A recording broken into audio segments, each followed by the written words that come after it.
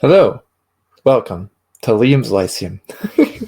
Sorry, anyways, I'm Liam, and I talk about lots of things on this channel, but a lot of it, almost all of it, has to do with literature in some capacity. And it is D&D December now, and I thought it would be, of course, appropriate to talk about a D&D work. And specifically, we're going to go with The Gnome Cache, okay, by Garrison Ernst. Which is a well, it's essentially the first D&D novel. Actually, in some ways, it's not.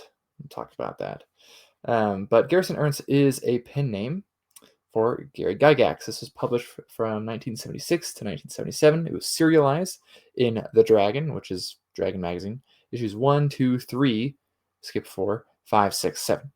Okay. The first two parts are rather short. I think the one in chapter 3, or in issue 3, has 2 chapters in it. 5, 6, or 7 are a little longer as well. So it is actually a novel. In fact, that is how it is introduced in that very first issue, a novel, right? I know if you look online, most of the things call it a novella, and that's only because maybe the novella portion of it was published, but it was unfinished in a sense that it was not completely published, not completely serialized, but was actually finished. The novel itself was finished. So it's set actually in the early form of Greyhawk, kind of like the later Quag Keep by Andre Norton, which I have talked about. I've talked about Quag Keep. I've talked about the first D&D stories that can officially get that label, and I've also talked about Dragontales, some of the earliest D&D stories, and I've talked about several, let's say, like Forgotten Realms, Dragonlance books on this channel. So, anyways, it is of literary importance because it is, again, the first literature essentially to be associated with D&D. Though it is and isn't a novel, it was never really collated into one volume either, though. So it would be nice if we got the published version of it someday. And I have actually seen that it was written before 1973, so it's actually rather early, considering it was published in 1976, or started getting published in 1976. D&D was published in 1974, mind. So maybe early D&D things from Chainmail. Chainmail coming out in 1971. Again, its whole form, it's apparently a novel. The manuscript does exist. I think Paul Stormberg, who I'm not really even sure who that is, I think has read the whole thing, the original manuscript.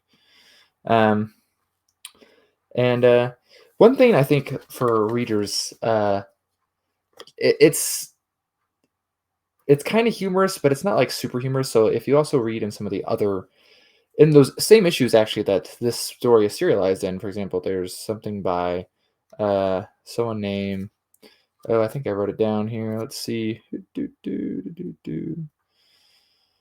Oh, I don't remember. Maybe I didn't write it down.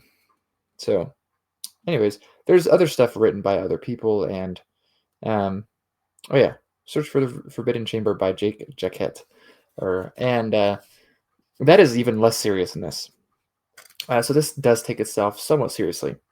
I will say that it is inconsistently titled. It is called The Gnome Cache in issues 1, 2, and 5. In issues 3, it is The Search for the Gnome Cache. And issues 6 and 7 is just simply Gnome Cache without that definite article at the front. Also, the Gnome Cache never really pops up much. I mean, I was kind of okay. I would say this. I was getting a little bored in the last one, so my eyes might have glazed over it. But we have a main character named Dunstan, who I'm not sure appears in later Greyhawk stuff, though I think the name does come up in Greyhawk. I'm not sure it's the same character.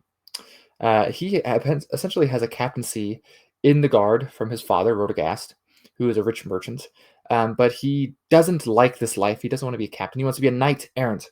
And so the very first part, he just steals from his father and runs away and becomes a criminal, essentially, by stealing from his father. He lives in Endstad, which is almost certainly the later Instad. There's a END stad as opposed to the later EN stad, which also doesn't seem to be really a place of elves. Elves are not mentioned at all in there. And he hopes to go, he crosses the Nalad River, hopes to go to Rauxus. And Rauxus is recognizable. So is Blackmore, for example. That's familiar. There are some things that are like partially familiar, like Endstad. There's also Cuthbert, who his name is spelled slightly different than the published Greyhawk version of Cuthbert. Um, and there's also things that are completely unfamiliar, like the Cimbri, the town of Wheel, of Rayton. So not noticeable. And I'm not big into Greyhawk, but uh, it is interesting because for that it gets the label of apocrypha, kind of like Quag Keep does. I do like that you can see Gygax working on the setting, though. Like you can see it in real time. It is a living world in a sense that I'm okay with things not agreeing with each other. It kind of can be a pain in certain circumstances, but only really if you want your ducks all in a row. And I think as someone who reads a lot of medieval literature, uh, this is not nearly as dirty as those. So um, overall, the story is okay. I actually really liked the first part. I found it surprisingly exciting. Um, but the story is not like the best. It's he goes from one encounter to the next.